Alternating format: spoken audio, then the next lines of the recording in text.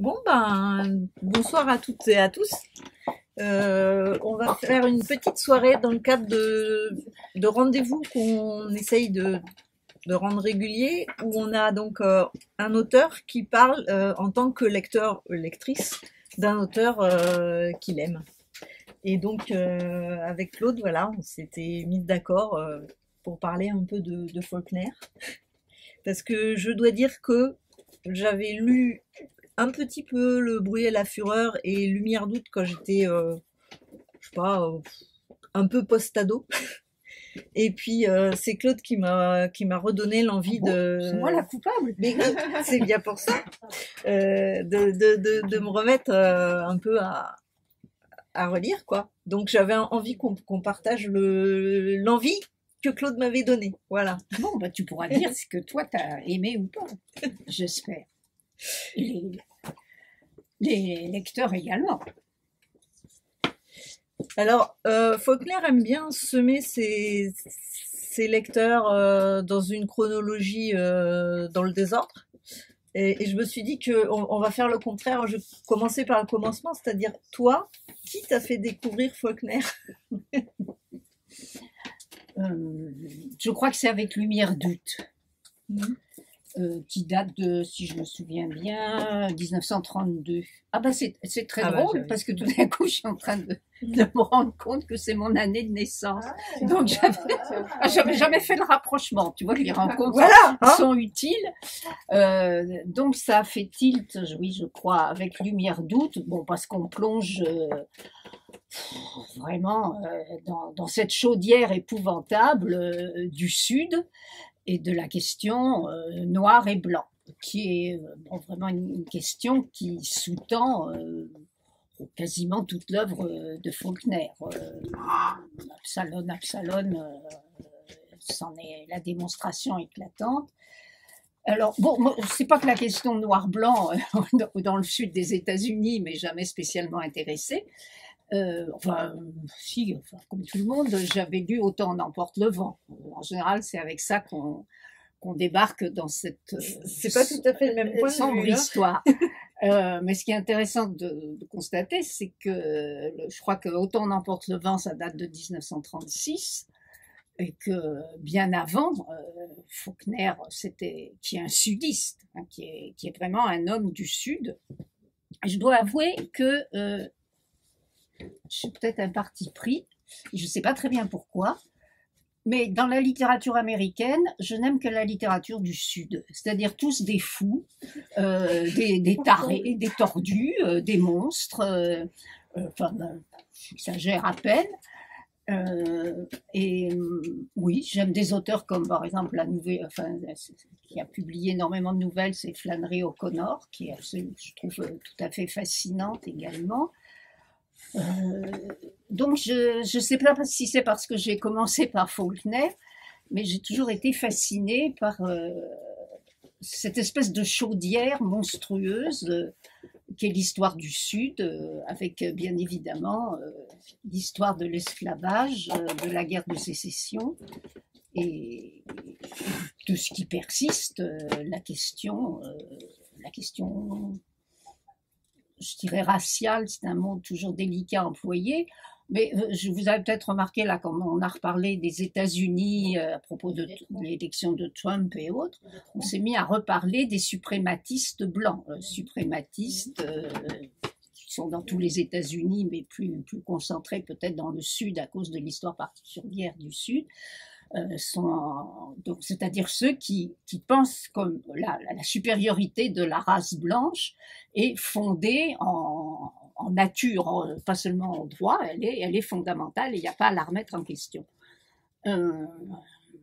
Donc même encore en 2017. Donc soit 130 ans après la guerre de sécession, la guerre de sécession étant de 1860, 1860 à 1865.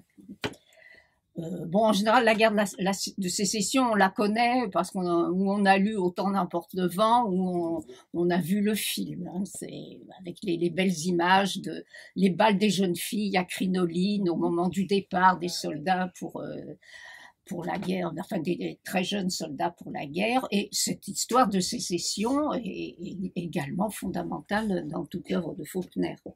Alors je ne sais pas si c'est ça qui m'a fascinée, l'écriture aussi, certainement, cette espèce de coulée de lave, souvent de quelque chose qui vient comme ça, comme de l'intérieur, de très profond du sol. Faulkner était vraiment enraciné dans le Sud. C'est un homme du Sud. C'était un grand chasseur. Chaque automne, il partait à la chasse dans les marais ou dans ce qu'on appelle les grands bois. Et c'était un homme de cheval.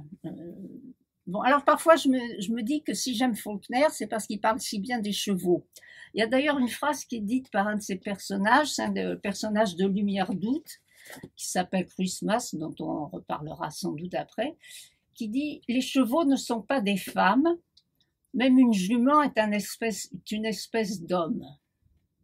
Bon, je veux dire qu'on ne peut pas être plus raciste, plus anti-féministe avec ce genre de déclaration. Dans Idylle au désert, il y a une nouvelle où en fait les femmes sont, enfin, ils parlent du point de vue d'une vache.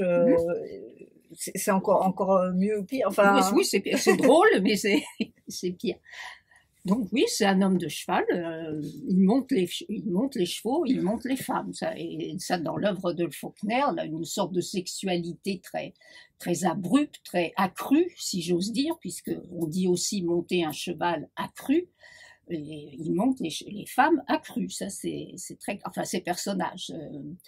Alors vous allez me dire, oui, bon, pourquoi j'aime ça?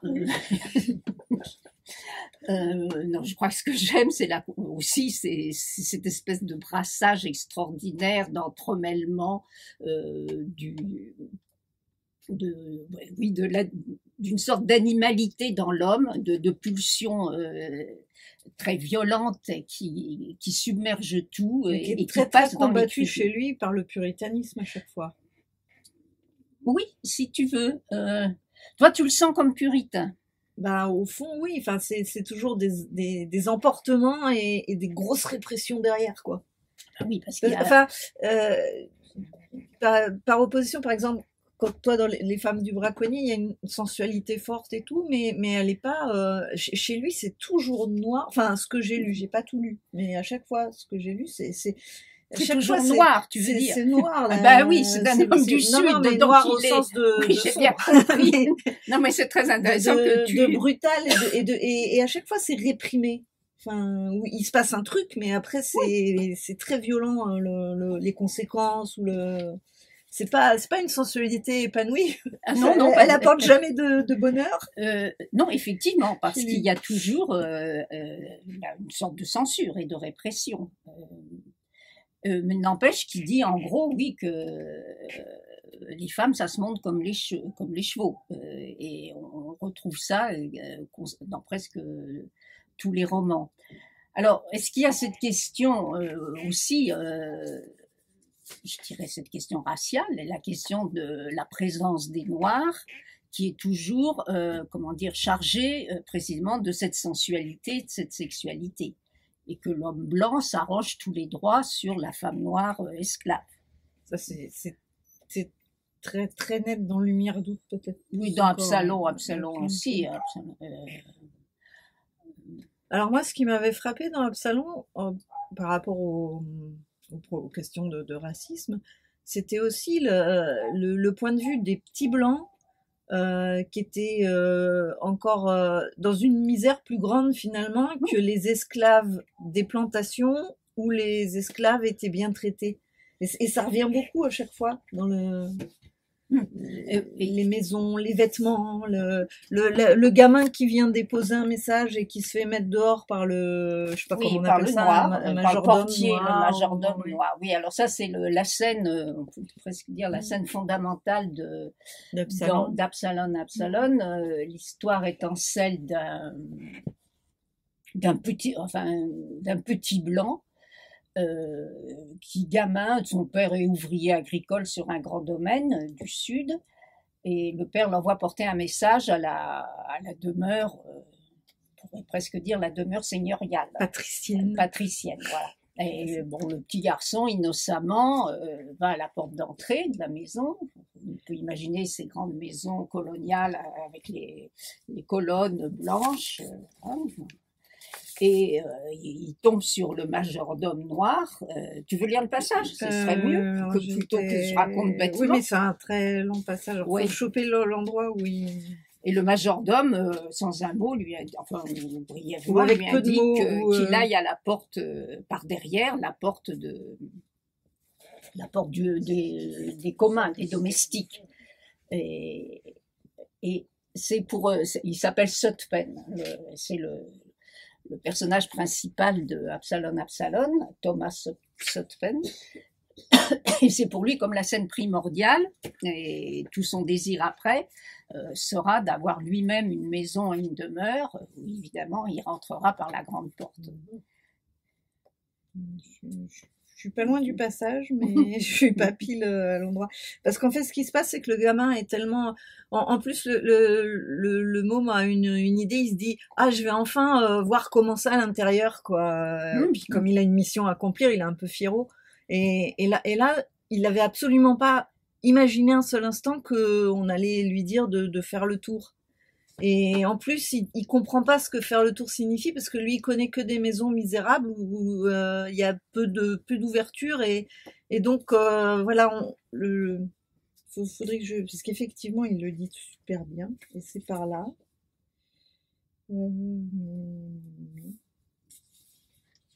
Et puis il y a une question de chaussures aussi, c'est-à-dire que les blancs pauvres vont pieds nus. Alors que finalement, certains noirs, même esclaves, sont chaussés et le gamin ressent ça très très violemment comme. Oui, c'est comme si tout son monde s'effondre et est à reconstituer. Et toute son histoire après sera de devenir celui qui possède une grande maison comme ça et qui possède une plantation. Puisque c'est ce qu'on appelle la plantation et qui existe aussi bien à Haïti, dans les Antilles, que dans le sud américain, le grand propriétaire avec sa belle maison, et les esclaves qui sont d'ailleurs un peu en deux catégories. Il y a les esclaves qui cultivent le coton, en gros, et puis les esclaves de maison qui ont quand même un statut un peu moins pénible. Tu le retrouves, non? Ben non, mais parce que en fait c'est aussi un peu typique, c'est à ce passage-là, mais c'est aussi un peu typique de Faulkner, c'est que il part d'un truc à chaque fois il fait des digressions et il revient, il y a un mouvement comme ça. Donc à chaque fois je tombe sur un moment tu te dis, où ça y il est, dit je un suis sur peu, la il dit ça y est.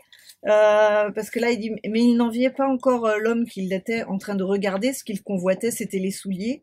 Il aurait sans doute aimé que son père possédât un singe vêtu de drap pour lui rendre la cruche et pour apporter le bois et l'eau dans la cabane. Mais donc après, il reparle pas de ça. Et il revient là, il ne se rappelait même pas d'être parti quand le gars lui a dit de pas rentrer. Tout à coup, il se retrouva courant déjà à quelque distance de la maison, et pas sur le chemin de chez lui. Il ne pleurait pas, dit-il, il n'était même pas fâché, il avait simplement besoin de réfléchir, de sorte qu'il allait vers un endroit où il put être tranquille pour réfléchir. Et donc voilà, ça va et ça vient, et c'est au bout d'un moment qu'on comprend, enfin que le lecteur comprend ce qui s'est finalement passé. Joué pour lui. Oui. Mais bon, c'est vrai, tu as raison de faire remarquer ce passage, parce que c'est toujours très sinueux chez Faulkner. On croit qu'en effet, on tient quelque chose, et puis ça glisse par des sortes de souterrains un peu gluants, parfois glissants, et puis ça ressort. Et c'est vrai qu'il faut accepter en tant que lecteur de se laisser prendre dans ces méandres. Si on cherche l'histoire bien tracée, ça colle pas. Et un autre truc aussi que Faulkner fait dans la série Je fais bosser mon lecteur à fond, c'est que quand il se passe quelque chose de grave et d'important, en particulier des morts, un suicide, un crime, il les raconte pas forcément en fait. C'est à nous de deviner finalement ce qui s'est passé. Et dans Le bruit et la fureur, il y a c'est Quentin, c'est ça, qui est très mélancolique. On voit qu'il va pas bien et tout, mais c'est pas mis clairement en fait qu'il se suicide. Dans Lumière d'août, la femme qui se fait assassiner, en fait, c'est pas. Enfin, oui, on comprend qu'elle s'est fait assassiner, mais C'est pas dire direct. Voilà, c'est au lecteur de bosser, en fait. Beaucoup. Là, tu vas dégoûter tout le monde de Faulkner si non, tu c'est dis ça. chouette. C'est chouette parce que chacun peut se faire son... C'est chouette aussi, chacun peut se faire son... Oui. Bon, donc puisqu'on parlait de Thomas Sutphen, on va dire Thomas pour simplifier. Voilà. Donc suite à cette scène, je dirais cette scène inaugurale donc, du petit garçon qu'on renvoie sur la porte de service alors qu'il est blanc et c'est un nègre qui le renvoie, donc pour lui c'est insupportable. Tout semble découler de cette scène initiale. Donc une fois adolescent, il va partir en Haïti. Il va se débrouiller pour travailler sur une plantation qui est exactement sur le même modèle. Il y a une révolte de Noirs, il aide le planteur et la fille du planteur qui manie très bien elle aussi le fusil à mater la révolte des Noirs et en récompense de quoi, toujours dans les belles histoires, il obtient la fille. Et il se marie avec elle. Et puis, bon, on saura beaucoup plus tard que ça colle pas. Et pourquoi ça colle pas? Parce qu'il finit par apprendre que dans l'ascendance de cette jeune femme, qui était probablement de descendance française en Haïti, il y a eu, à un moment donné, un petit croisement avec des Noirs, un Noir. Donc, il y a eu contamination. Et donc, c'est là où on voit enfin, la force de ce problème racial. Pour lui, on va dire Thomas, un peu simplifié, pour Thomas, c'est impossible. Donc, il a eu un enfant avec elle. Donc, l'enfant aussi est contaminé, dans le langage sudiste. Et donc, il plaque la femme et l'enfant avec des compensations financières. Et il repart à zéro. Il retourne aux États-Unis, dans le sud, et il repart à zéro pour essayer, et il y arrive. Il repart avec d'ailleurs une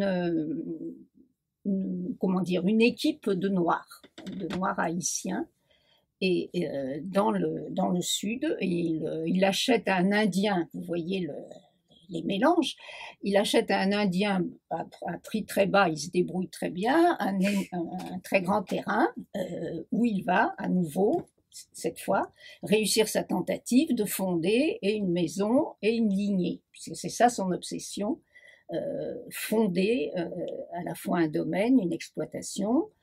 Ce qui est tout à fait étonnant, c'est pas tellement gagner de l'argent, même s'il le fait, bien sûr, c'est s'implanter, être de quelque part et avoir une lignée, une fondation. Et plus être un petit blanc. Et ne plus être un petit blanc, oui, être un grand propriétaire. Et alors, bien sûr, pour étayer cela, il faut qu'il épouse quelqu'un du cru. Et donc, il épouse la femme de quelqu'un de la ville qui s'appelle Jefferson.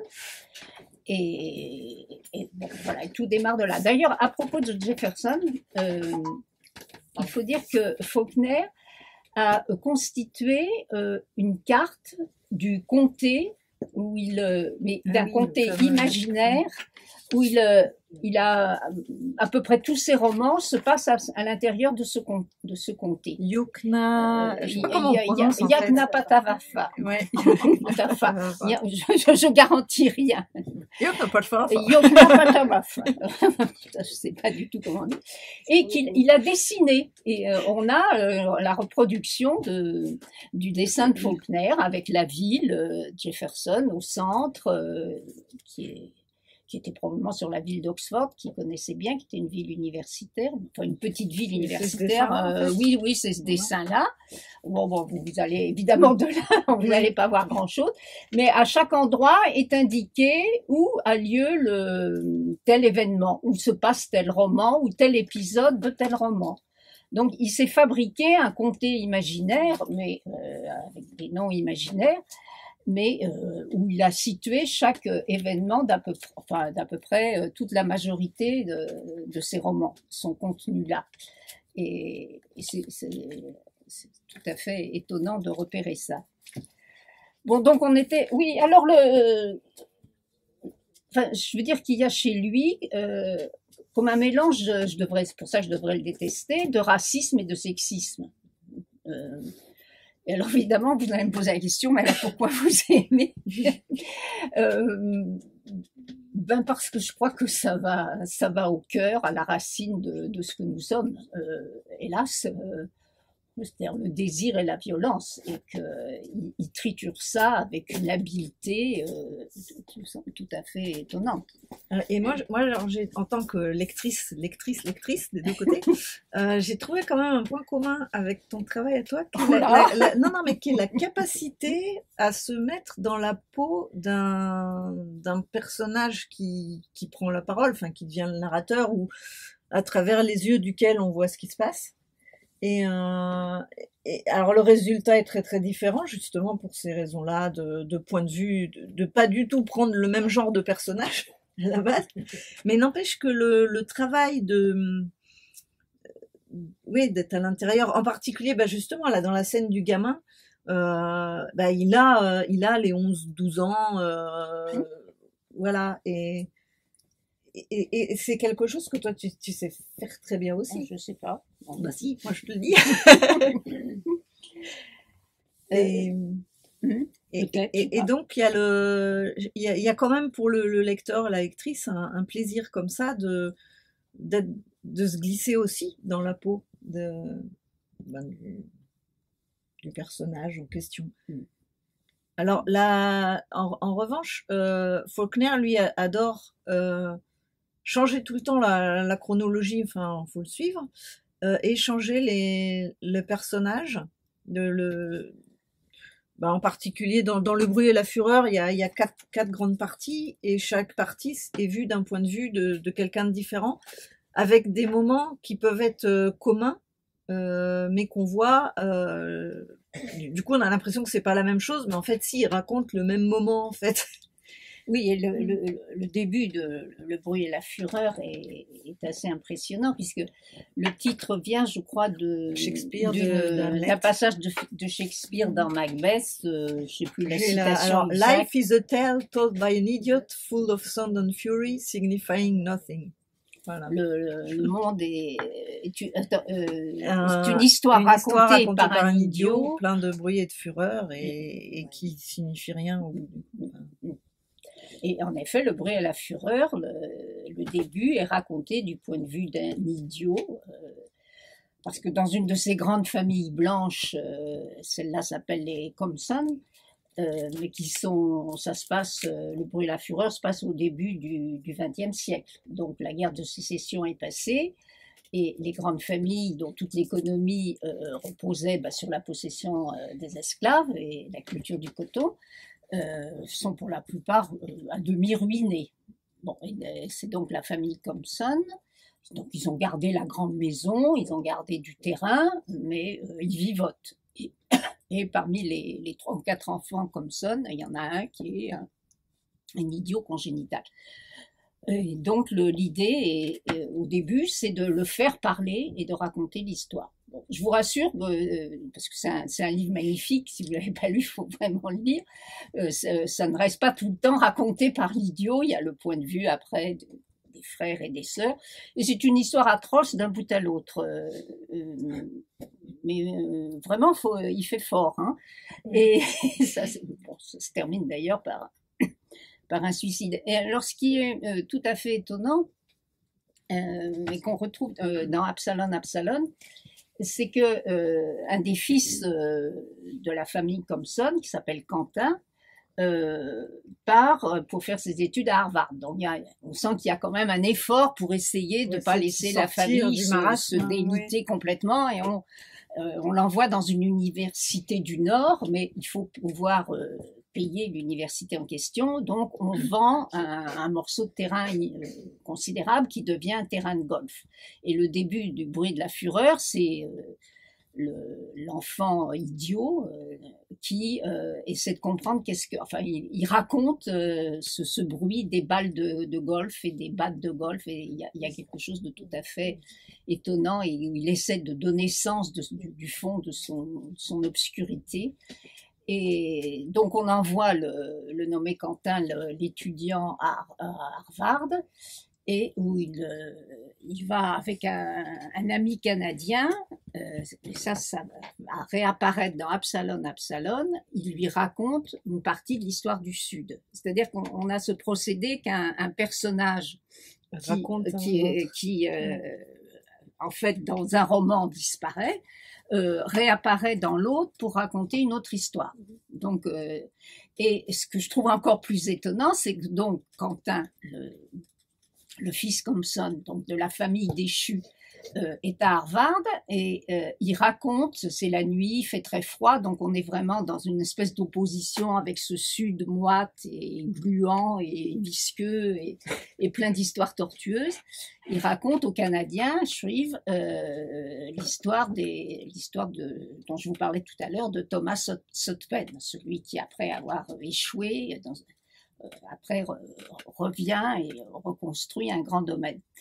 Et tout à la fin, enfin par moment, c'est Quentin qui raconte, donc l'homme du Sud qui raconte à l'homme du Nord, lequel commente en disant hein, quel monde de fou, enfin il ne le dit pas comme ça, mais enfin on sent qu'il est dans le décalage, qu'il essaie de comprendre, c'est-à-dire que d'une certaine façon c'est un peu le lecteur, la position de ce Canadien est un peu celle du lecteur, et par moment, peu à peu, on voit Shreve, le Canadien, qui se met à reprendre l'histoire et à la raconter. C'est-à-dire que la narration est poursuivie par quelqu'un qui y est totalement étranger. C'est-à-dire, enfin, moi, j'ai ressenti ça comme si Faulkner nous disait le lecteur peut prendre le relais, peut prendre le relais d'histoire et créer l'histoire et poursuivre comme il a envie.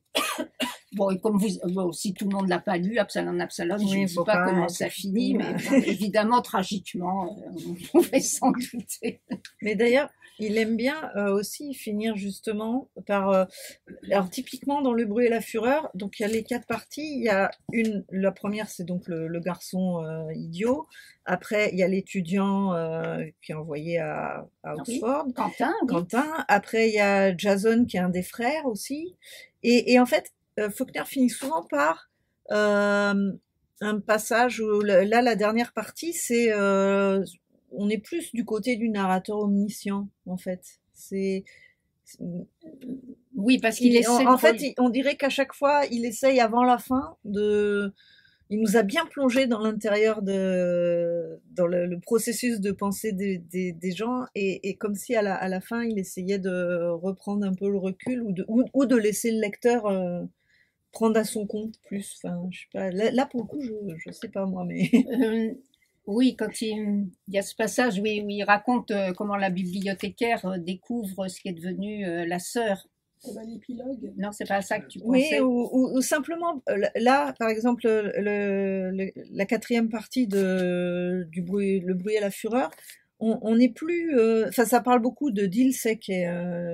oui, alors la quelqu'un principal, mais c'est pas son monologue intérieur à elle. Non plus, en fait. Effectivement. Enfin, et je dirais que oui, tu pensais au chapitre de Dilsey. Alors ouais. Dilsey, c'est ça c'est, je dirais un peu non, je vais pas dire le stéréotype, mais enfin c'est le personnage un peu classique qu'on a aussi dans Autant n'emporte le vent.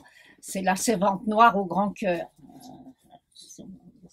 et qui a tenu le coup, il fallait le faire tout le temps de la dégradation de la famille Compson, qui les a nourris, évidemment, et qui a essuyé leurs drames, leurs larmes, et ainsi de suite.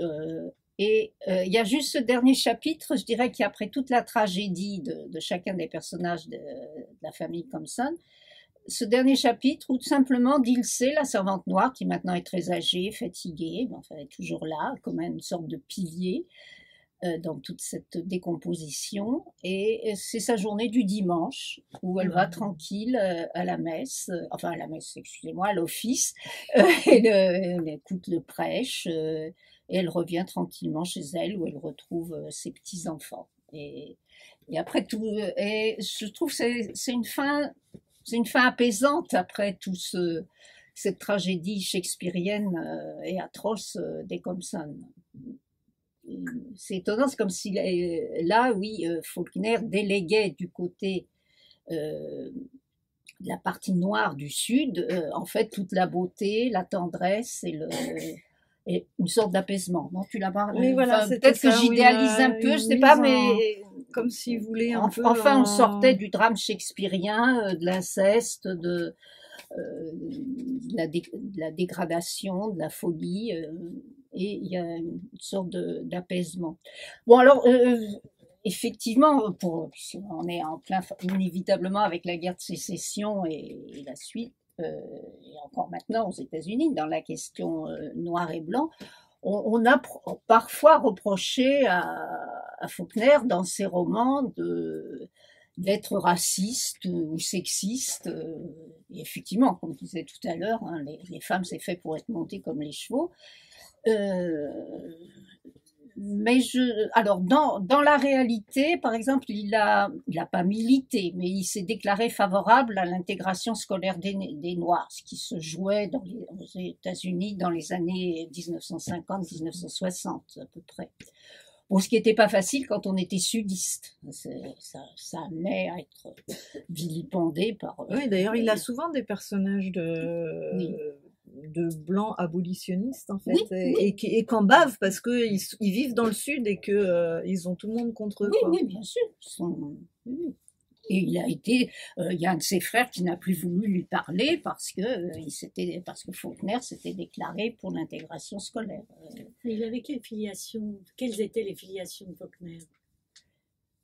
C'est une famille de. Il a eu un arrière-grand-père qui a été important dans la guerre de sécession, enfin qui avait levé un régiment à ses frais, ça s'est fait beaucoup au moment de la guerre de sécession. Et donc c'est une famille vraiment sudiste, traditionnelle. Il a eu dans son enfance la mamie noire, mais qui à l'époque n'était plus esclave, et qui était très attachée à la famille. Oui, il est vraiment de cette tradition-là, et on le sent souvent enfin déchiré dans ses positions. Alors évidemment, à partir du moment où il a eu le prix Nobel, je crois que c'est dans les années 49. C'est 49, je ne savais plus si c'était 49 ou 50. Donc effectivement, j'imagine qu'un certain nombre qui luttaient pour l'émancipation des Noirs devaient essayer de faire pression sur lui. Bon, le prix Nobel prenait la parole et défendait la cause des Noirs. Il a toujours été très, très mal à l'aise, on le sent déchiré. C'est un homme du Sud, profondément. Ce qui ne veut pas dire qu'il n'ait pas pris position contre les servants. Mais par exemple, il disait oui, je suis pour l'intégration scolaire des Noirs. Vous savez qu'il y avait des écoles où il y avait des milices blanches qui venaient, qui interdisaient l'accès des enfants noirs à l'école. Donc dans le Sud, ça a été vraiment très, très, très violent. Et il disait en même temps aux Noirs, n'essayez pas d'aller trop vite. Parce qu'il pensait que dans le Sud, ça allait provoquer de telles résistances que ça risquait de capoter ou de refaire une guerre civile. Donc, enfin, évidemment, c'est facile, je pense, de notre point de vue à nous, hein, de démocrates et républicains depuis quelques siècles, enfin, relativement. Bon, enfin, il n'y a qu'à voir les difficultés qu'on constate actuellement sur l'intégration de personnes venant d'ailleurs, que c'était peut-être pas si facile après la guerre de sécession de prendre position en faveur des Noirs quand on était dans le Sud. Bon, voilà. On avait dit une question difficile, mais c'est vrai qu'il est très imprégné de ça. C'est un homme de cheval, c'est un chasseur. Chaque automne, il part à la chasse dans les marais ou dans les grands bois. Oui, il y a une espèce de comme ça, de cette affirmation machiste et virile de l'homme du Sud. On avait dit que tu lisais peut-être un petit passage. Ah oui, alors Lumière d'août. Bon, Lumière d'août, c'est une histoire tout à fait étonnante. Puisqu'on a un personnage, alors je dirais un type de personnage qu'on retrouve dans Absalom, c'est-à-dire, comment je pourrais appeler ça, l'homme frontière. L'homme dont on ne peut pas repérer qu'il a du sang noir. Et lui ne le sait pas, dans Lumière d'août. Et, mais il y a justement cet œil exercé des sudistes qui repère à je ne sais quel signe qu'il doit y avoir petite infiltration de sang noir, mais lui ne le sait pas. Et donc il a, bon, l'histoire est assez atroce, mais comme souvent chez Faulkner, il y a une jeune fille qui, je parle de la mère de l'homme en question, il y a un cirque qui passait dans le coin, elle a été séduite par un des hommes du cirque, et son père à elle a tout de suite repéré que cet homme n'était pas un pur blanc. Et la fille, bon, bien sûr, se retrouve enceinte, le cirque s'en va, et au moment où elle accouche à la maison, sa mère essaie de la protéger, de garder l'enfant, et le père, donc le grand-père de l'enfant, s'empare immédiatement du bébé et l'emporte et va le déposer dans un orphelinat. Parce qu'il est impensable pour lui, on voit bien ce que c'est que être sudiste à l'époque, c'est impensable pour lui que sa fille ait un enfant dans lequel il y ait un tout petit peu de sang noir. Bon, donc le garçon en question est élevé dans cet orphelinat. À un moment donné, d'ailleurs, il y a je ne sais plus quelle personne de l'orphelinat qui le repère et qui dit « celui-là, il est noir, il n'a rien à faire ici ». Et il y a une grande discussion dans la direction de l'orphelinat, est-ce qu'on l'envoie à l'orphelinat noir ou pas? Et à ce moment-là se présente quelqu'un, le garçon a grandi entre-temps, il a 8-10 ans, qui dit, moi, c'est pas une adoption au sens classique, mais je le prends chez moi, il travaillera avec moi, je l'élèverai dans la religion puritaine la plus stricte possible. Donc, on est bien content de se débarrasser de l'enfant en question. Bon, l'enfant en question devient adolescent avec tout ce que ça implique, et il arrive un jour à s'échapper de chez lui et à aller chez une prostituée. Et c'est là c'est à ce moment-là, c'est tout à fait étonnant, comme c'est un moment de l'accomplissement de la sexualité, qu'il prend conscience qu'il doit être noir. Et il le dit à la femme. Alors la femme répond, t'es nègre, dit-elle? Je croyais que t'étais un Italien ou quelque chose comme ça. Et à ce moment-là, je vous lis la suite. Donc c'est lui qui parle. Il s'appelle Joe Christmas. Parfois, il se rappelait qu'un jour, il avait poussé, excité des Blancs à l'appeler nègre pour pouvoir se battre avec eux, pour les battre ou être battu. Maintenant, il se battait avec les nègres qui le traitaient de blanc. Il était dans le Nord, à Chicago, puis à Détroit. Il fréquentait les nègres et évitait les Blancs. Combatif, mystérieux, renfermé, il mangeait avec eux, couchait avec eux.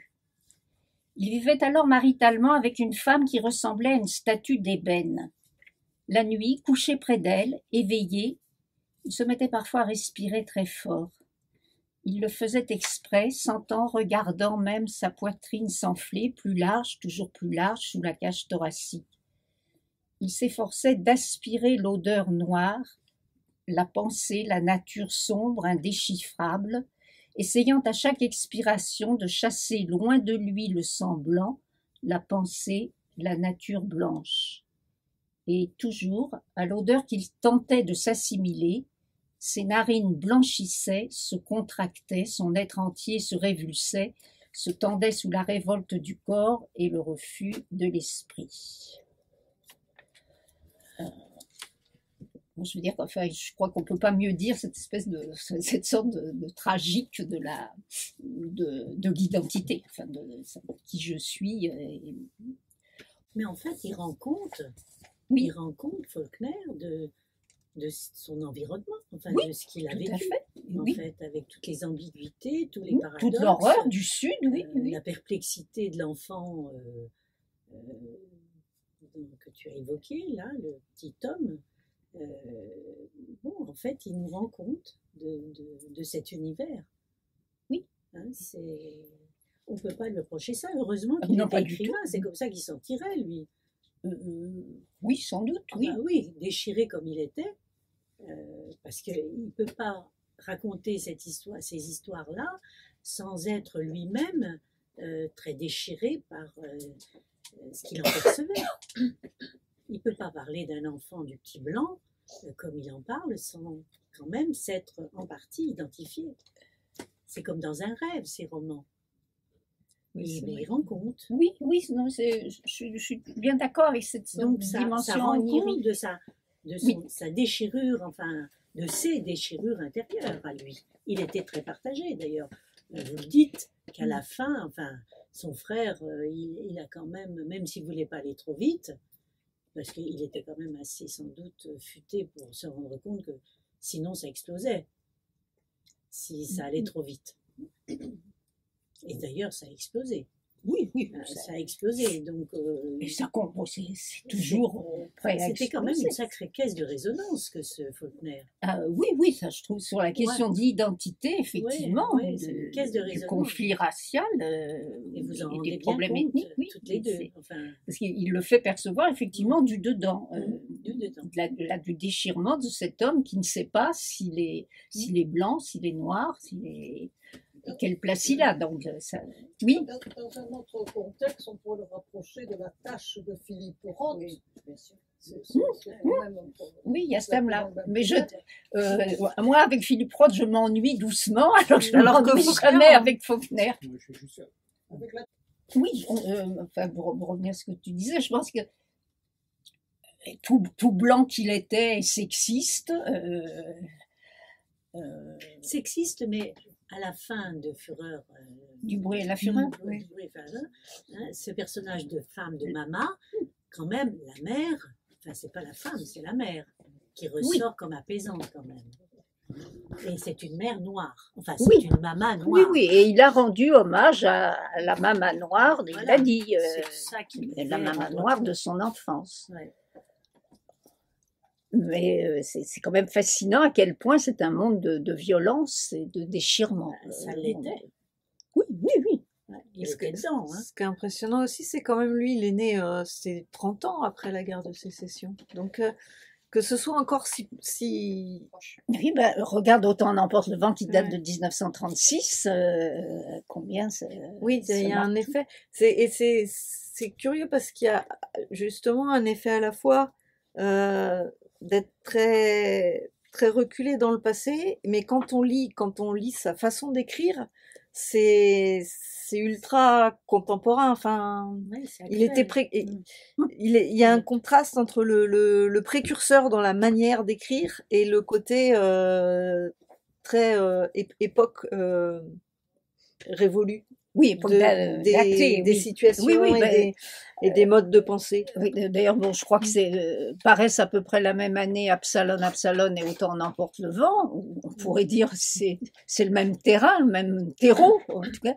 Et ça n'a rien à voir. Et en effet, parce que l'écriture de Faulkner est extraordinairement, comment dire, travaillée comme dans un mélange de sang, de pâte, de terre,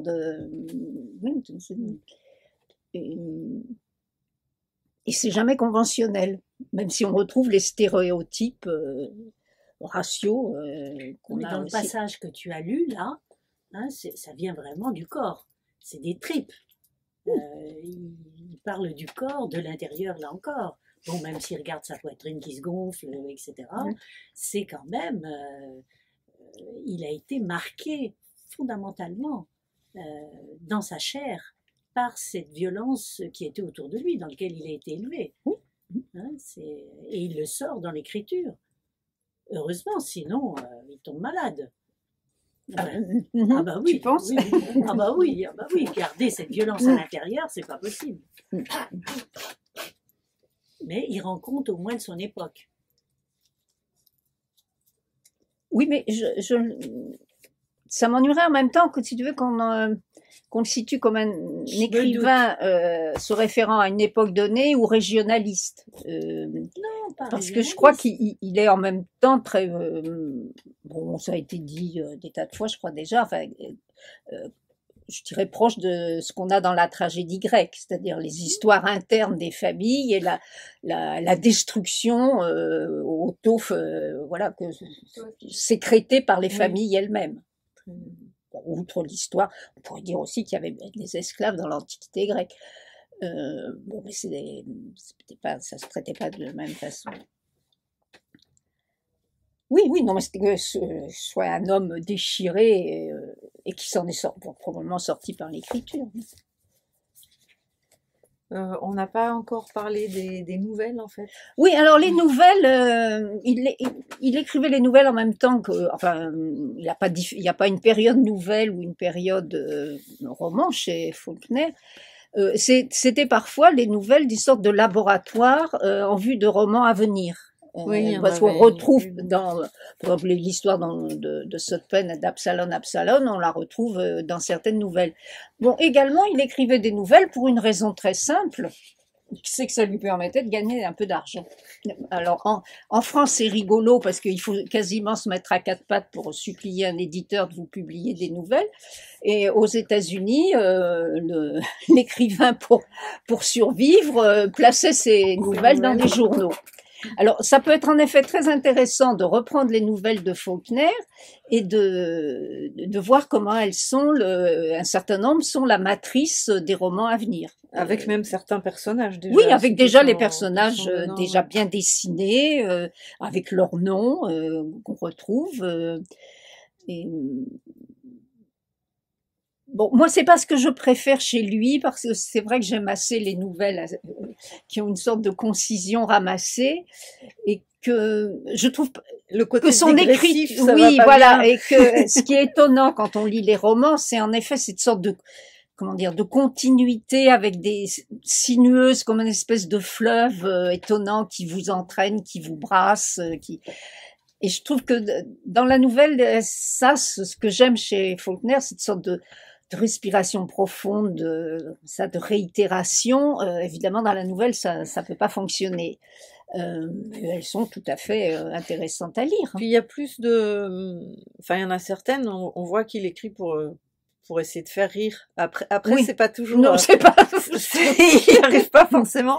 Parce à que mon avis, c'est pas son sujets meilleur. sont tellement sombres que même avec de l'humour noir, ça coince un peu. Non, c'est pas son meilleur. L'humour, c'est pas son meilleur registre. Bon, mais peut-être vous avez des remarques, des questions. Moi, ça me fait penser à un roman que j'ai lu il n'y a pas longtemps, Oui. qui s'appelle Les Proies, et dont Sofia Coppola a fait un film récemment. Et ça se passe pendant la guerre de sécession, dans un pensionnat. Ça n'a pas tellement de rapport, mais c'est un rapport à cause de ça. Parce que dans le roman, c'est un pensionnat de jeunes filles. C'est un pensionnat de jeunes filles où il ne reste presque plus de jeunes filles parce que, à cause de la guerre, le pensionnat a été prêt à fermer. Et il y a une servante noire qui est restée, et ce qui est, c'est sous-jacent. Il y a toujours ce problème entre le point de vue du Sud, le point de vue d'un soldat du Nord qui est recueilli dans ce pensionnat et qui crée tout un tas de problèmes, parce que c'est un homme et parce qu'il est du Nord et qu'elles, elles sont du Sud et qu'elles sont des femmes. Et il y a en même temps sous-jacent le problème de cette femme noire qui est là, qui prend position, qui est dans le Sud, avec des personnes qui ont ce parti pris des gens du Sud, et un soldat qu'elles ont recueilli qui est du Nord. Et il y a tout un conflit entre elles. Et c'est vrai que c'est toujours sous-jacent, la question à la fois politique du conflit Nord-Sud et de ce que deviennent les Noirs dans ce contexte. Et Les Proies, c'est quoi là? Pardon? Les Proies. Ça s'appelle Les Proies, le roman, oui, et le mais film les proies, aussi. Ce sont quoi? Les Proies, c'est à la fois les jeunes filles oui, et aussi le soldat, parce que faut pas lui. il se passe tellement de choses. Faut pas lui dire. Faut pas dévoiler ce qui faut se passe. Faut pas révéler le secret. C'est inattendu, la fin est inattendue. Et lire le roman et voir le film, c'est pas pareil. C'est pas la même chose, parce que dans le film, elle a évincé complètement la servante noire. Je sais pas pourquoi. Parce qu'en fait, pour moi, c'était essentiel dans le livre, et là, dans le film, elle n'apparaît même pas. C'est assez bizarre. Parce qu'il y a toujours ce conflit. Il y a la question politique, et il y a le problème racial, en fait. peut rappeler, même si c'est absolument terrible, mais que le mariage interracial aux États-Unis n'a été aboli par la Cour suprême qu'en 1967. C'est une interdiction. Ouais, enfin, l'interdiction du mariage. Et que le dernier État, en fait, qui l'a retiré de sa législation, l'Alabama, c'était en 2000. Donc, ça laisse un peu rêveur quand même. Ah oui. Oui, c'est toujours très prégnant. Encore Récemment, aujourd'hui, oui, je le disais, on a reparlé des suprématistes blancs du Sud. surtout après Obama, en fait. Oui. Ah ben oui, pourquoi il y a un Trump après Obama C'est quand même pas un hasard. Hein. Oui, bien sûr, parce qu'il y a une quantité de petits blancs, comme on les a désignés, qui ne supportaient pas, bien sûr. C'était le scandale. Alors, c'est Gilda qui a voulu te replonger dans Faulkner. Non, elle m'a demandé de quel écrivain j'aimais. Voilà. Et, D'accord. et alors, voilà, j'ai avoué. Et voilà. Puis après, je me suis dit, oh là là, dans quel guêpier je me suis fourrée. Parce que je veux dire, on ne peut pas rendre compte de Faulkner. C'est un monde à la fois tellement fascinant, gluant, épais. Enfin, on est en plein dans le corps. D'ailleurs, c'est peut-être ça qui m'attire, dans un corps, mais un corps très archaïque, très profond, très enraciné, très, pulsionnel. En prenant un autre langage encore. J'ai une question. Est-ce que Faulkner a eu différents traducteurs depuis qu'il est lu en France? Ah bah là dans les folios, il y a plein de traducteurs différents. Il y a pas, Personne qui a imprimé sa patte imprimée. Si, quand même. Enfin, la traduction historique de Maurice Édouard Coindreau au départ. Imprimé sa marque, hein. Mais là, quand on... Désormais, oui, parce qu'il y a eu des retraductions, etc. Mais sur tout ce qui a été fait dans les années 60 jusqu'en 1974, c'est vraiment Maurice Édouard Coindreau. Hein, et le prix de traduction a été nommé le prix Maurice Édouard Coindreau, notamment pour son travail sur Faulkner. Et parce que Faulkner a été longtemps, malgré son Nobel, a été, du fait de sa patte, de son écriture, de tout ce que vous avez indiqué, était à l'extrême limite des mauvais genres.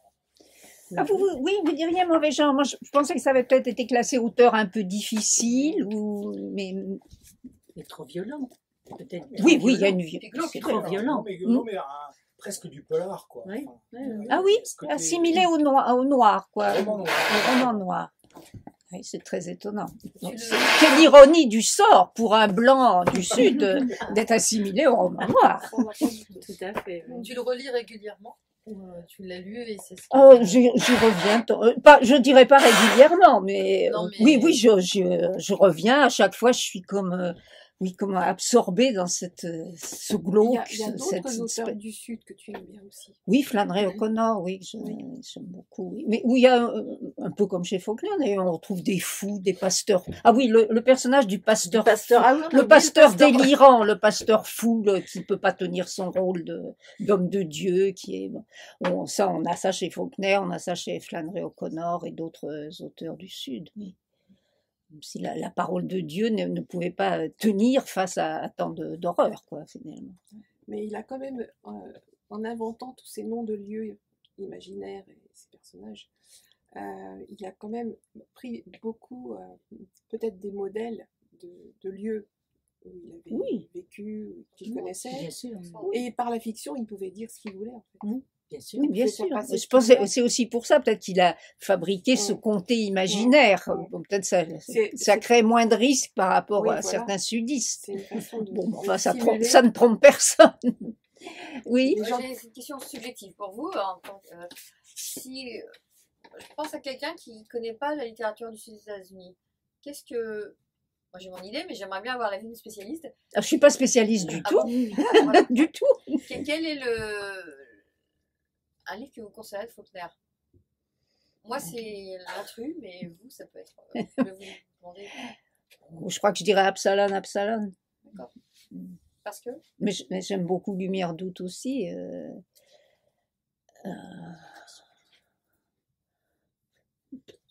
Parce que je sais pas. Non, c'est pas comme un roman policier qui se lit dans l'ordre. C'est pas du tout ça que je voulais dire. Non, non, Dire, j'entends bien. Tu conseilles pas autant n'emporte le vent? Parce que Autant n'emporte le vent? ah non, non, pas autant n'emporte le vent, non. Non, non, je voulais dire Faulkner. Dans Faulkner.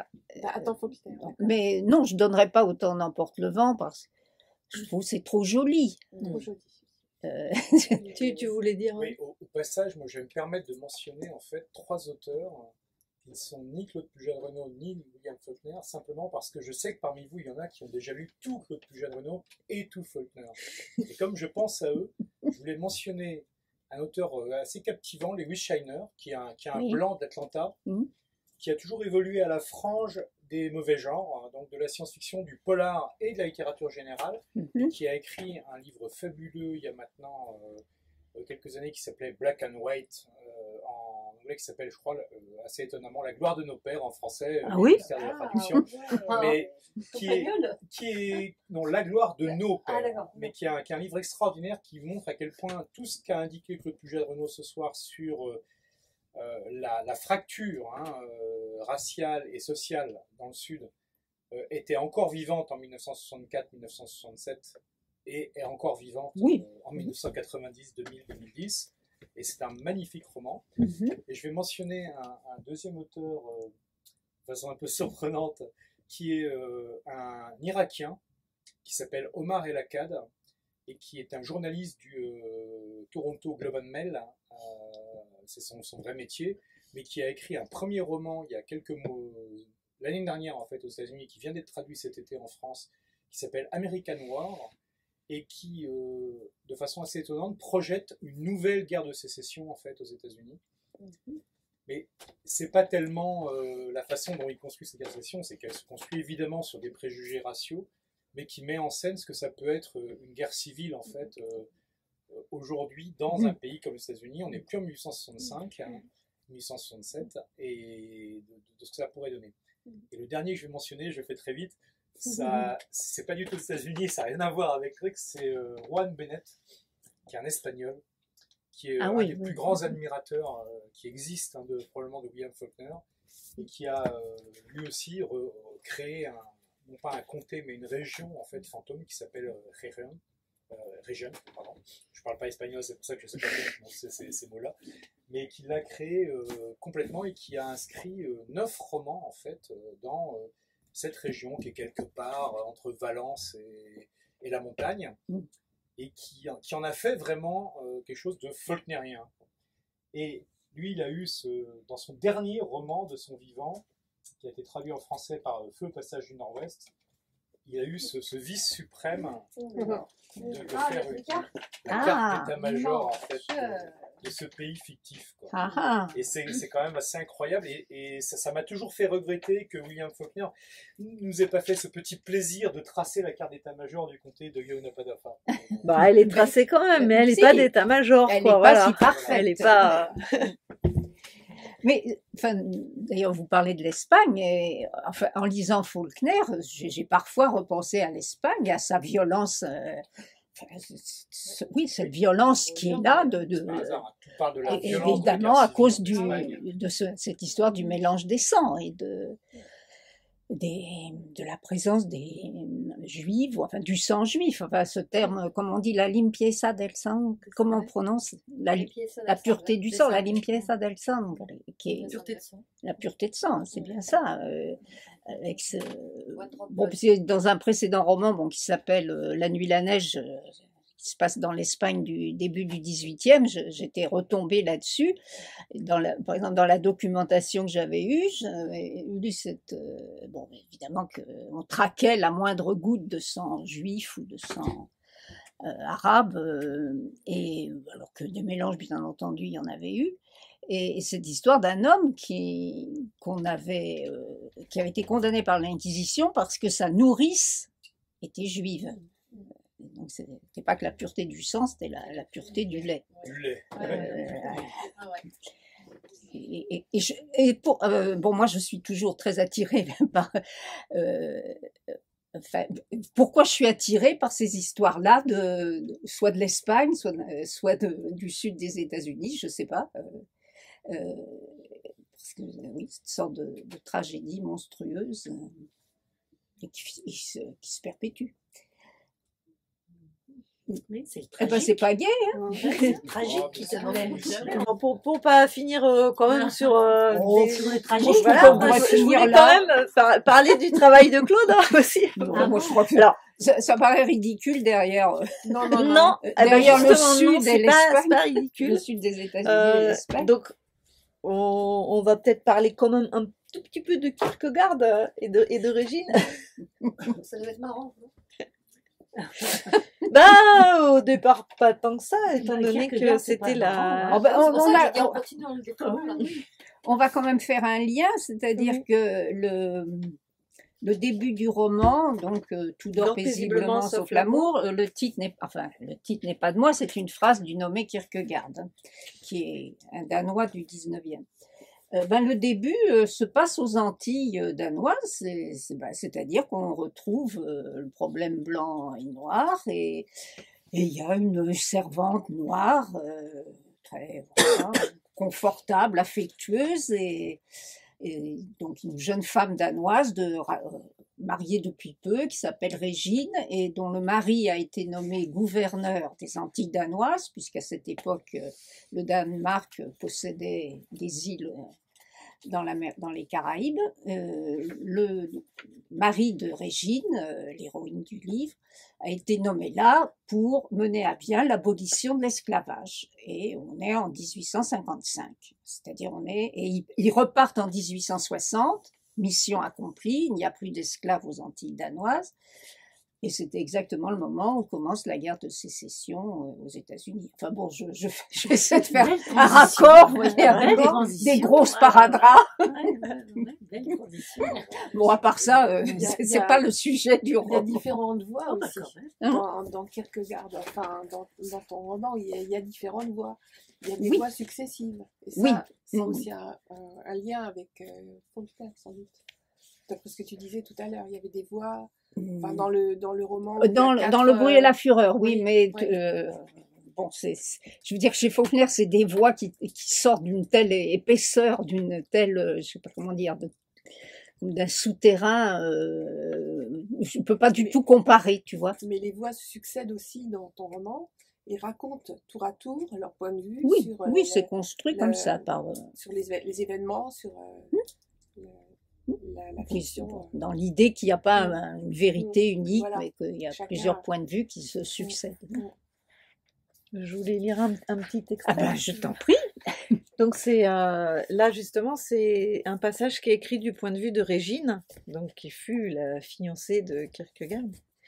Mars 1857. C'est jour d'arrivée du bateau. Frédéric descend allègrement les marches du perron, brandissant le journal. Peter Kierkegaard doit être satisfait, il a obtenu son poste d'évêque depuis le temps qu'il l'attendait. Où a-t-il été nommé? Dans le nord, à Aalborg. Là où la mer gèle lorsque l'hiver est très rigoureux? Eh oui. Je contemple les anthurium et les frangipaniers, les palmiers parasités par les orchidées. J'écoute les trilles volubiles des colibris, je transpire abondamment et j'essaye d'imaginer une mer gelée. Frédéric me tend une lettre d'Henriette Lund. Elle relate la cérémonie d'intronisation pour son oncle Peter. Ce fut à Notre-Dame le 22 février sous l'égide de l'évêque Martensen. Pour moi, écrit-elle, ce fut étrange et passablement douloureux de me retrouver dans l'église où s'étaient déroulées les obsèques d'oncle Soren. Même si, bien entendu, j'étais heureuse pour l'oncle Peter, l'évêque a 52 ans, une belle carrière.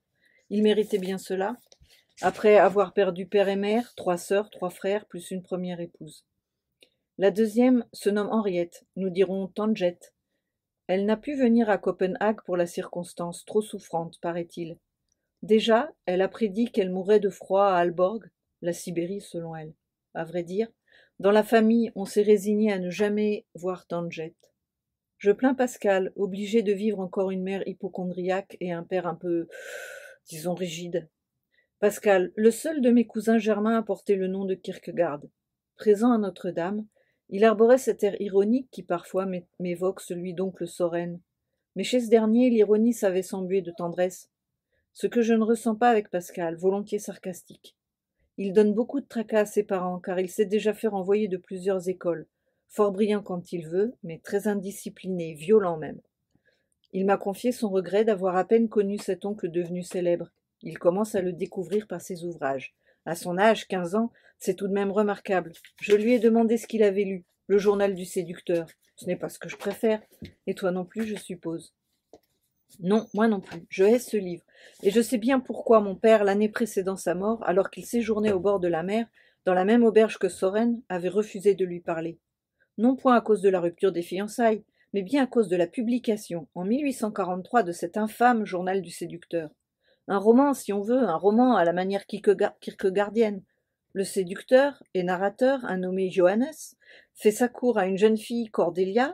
Elle joue du piano, tiens donc.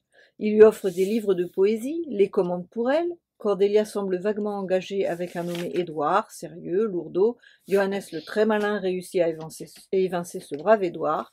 On dirait même qu'il y prend plus de plaisir qu'à conquérir Cordelia. Il se fiance avec elle et finit non par l'épouser, mais par la laisser tomber après l'avoir séduite. Bien entendu, le tout Copenhague avait opéré le rapprochement entre le trio Cordelia, Johannes, Édouard et le trio Régine, Soren, Frédéric.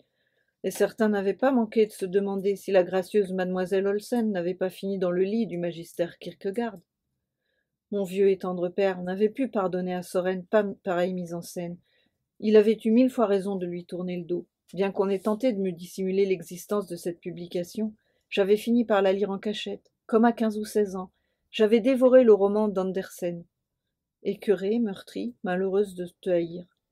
De ce journal du séducteur, nous n'avons jamais parlé, Frédéric et moi. C'est le seul ouvrage de Soren qui ne figure pas dans notre bibliothèque.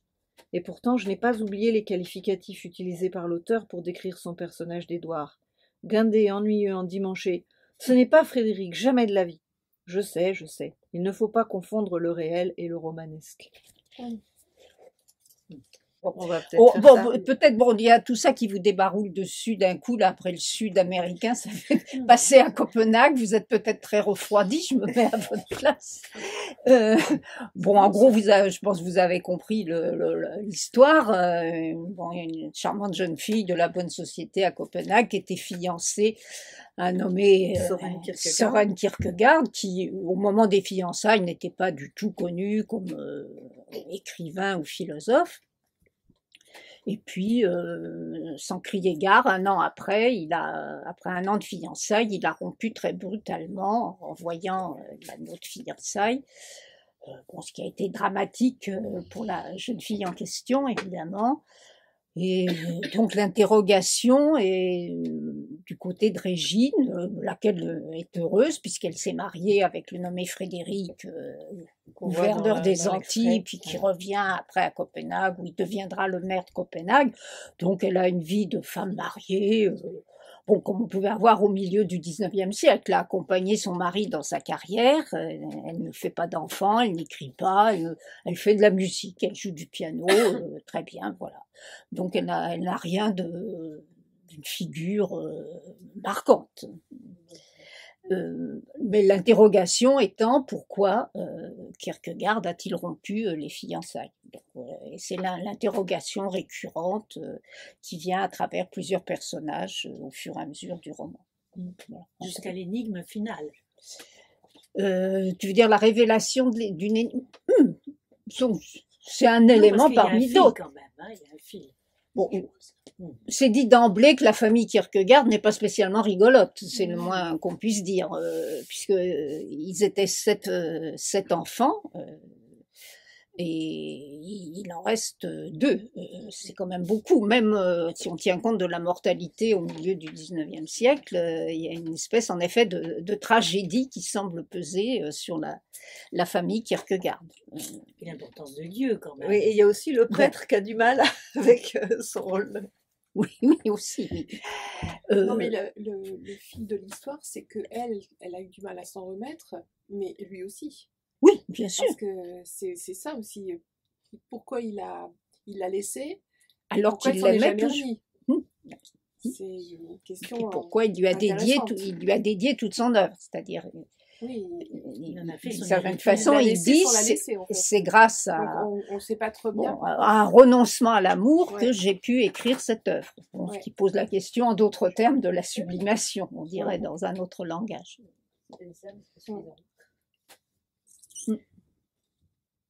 Et donc, tu avais une lettre de la correspondance. Oui, alors là, on a une partie de la correspondance du nommé Kierkegaard. Et donc, bien qu'ils habitaient la même ville, il lui envoyait des lettres. Ils ne se voyaient pas tous les jours, les fiançailles ont duré 1 an, à peu près. Et puis sans doute qu'à cette époque, dans ce milieu-là, c'était pas bien vu que les jeunes fiancés ou pré-fiancés soient trop souvent. Oui, oui, bien sûr. Il y avait des convenances, je pense. Oui, il y avait des chaperons, on se voyait en famille. Bon, mais enfin, quand même, de temps en temps, ils allaient se promener ensemble. Enfin, c'était toujours très pudique. Et donc, les fiançailles ont eu lieu à peu près au septembre 1840. Et au Nouvel An 1841, donc Kierkegaard fait porter une lettre à Régine que je vous lis. Donc on est en plein en principe dans la période heureuse des fiançailles. Ma Régine, que Dieu te donne une joyeuse nouvelle année, beaucoup de rires et peu de larmes. Trouve ici un mouchoir. Je trouve que le mouchoir qui vient juste après les larmes, ça manque pas d'humour. Trouve ici un mouchoir. Je l'ai fait déposer sous ton oreiller. Si tu devais brusquement te réveiller, angoissé par un douloureux cauchemar, ne parvenant plus à retenir les larmes, alors sèche-les avec cette étoffe de lin. Pense que c'est moi qui te l'ai envoyé et que j'aurais aimé les sécher moi-même. Et lorsque, heureuse, joyeuse, riche comme la veuve pauvre qui donna tout ce qu'elle possédait, plus riche que le monde entier, tu poses ta tête sur ce même oreiller, puisse ce mouchoir de lin évoquer mon souvenir, te rappeler que tu es seule à les avoir vus et à sécher mes larmes. Alors, si tu le veux, tu pourras aisément voir mon image sur ce linge. La pieuse Véronique a séché la sueur du Christ avec une précieuse étoffe de lin. En récompense, son visage y demeura inscrit. Pour me voir dans ce mouchoir, il te faudra toi-même convoquer mon image. Je sais que tu en es capable. Mais je t'en prie, ne vois pas l'homme troublé et inquiet, celui à qui de sombres pensées ne laissent aucune paix, celui qu'un mystérieux chagrin poursuit comme un esprit versatile virevoltant tout autour de lui. Pense à moi, aimable et doux, plein d'espoir et de confiance. En tout cas, je souhaite que cette étoffe ne quitte pas ton lit. Bon, donc vous voyez que les convenances y sont, c'est très enrobé, mais enfin, lui donne un mouchoir et mets-le dans ton lit. Ce lit dans lequel il ne pénétrera jamais, puisque 6 mois plus tard, il va rompre les fiançailles, sans que personne n'y comprenne pourquoi. Et évidemment, je pense qu'à ce moment-là, le mouchoir aura servi, non pas pour le rire, mais pour les larmes, pour la pauvre Régine. Bon, alors, tout le roman est bâti en gros sur une interrogation, pourquoi cette rupture? Bon, mais vous voyez quand même comme il est malin, ce mec, hein, mine de rien, tout en étant très pudique, très poli, très convenu. On est quand même dans le Copenhague puritain de 1840. Quand même, comment il se glisse insidieusement dans le lit, à travers ce mouchoir intermédiaire. C'est un peu mystique quand même. Ah, toi, tu le ressens mystique, oui. Oui, qu'il évoque Avec le sphère, la figure, oui. La figure de l'homme mort, oui.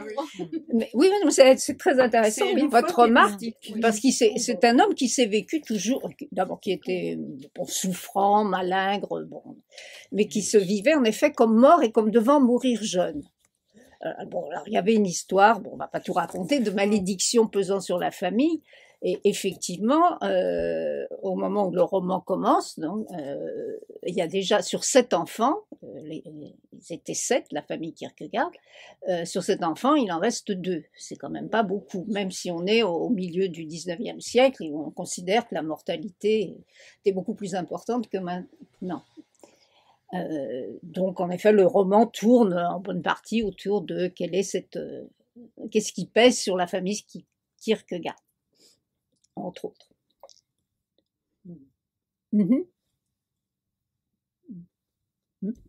Bon, ben voilà, je crois qu'on va en rester là.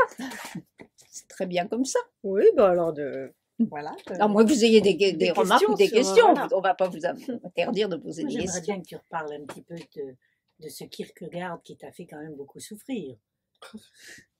Oh, pas autant que Régine. Un peu moins. Régine t'a fait plus souffrir? Non, je veux dire que... Ouais. Non, je ne peux pas dire que... Non, il m'a pas fait... J'ai pas... Il y a des Vraiment, tu te battais avec lui quand même. Je sais pas si je me Pas battais... plus que Saint-Augustin, a fait souffrir. Non, pas plus que Saint-Augustin. Non. Ah bon. Je trouvais qu'il était quand même génial, mais pénible. Retors, oui. Retors, pénible, Ben oui, malheureux. malheureux. Ben oui, les gens malheureux sont pénibles, oui, c'est vrai. Bon, bah on va peut-être en rester voilà, là parce que le bar est ouvert. Oh ben c'est merveilleux. Donc, je vous en prie. Merci à vous. Merci beaucoup. Merci à Gilda Ben, merci qui a à toi. préparé tout ça.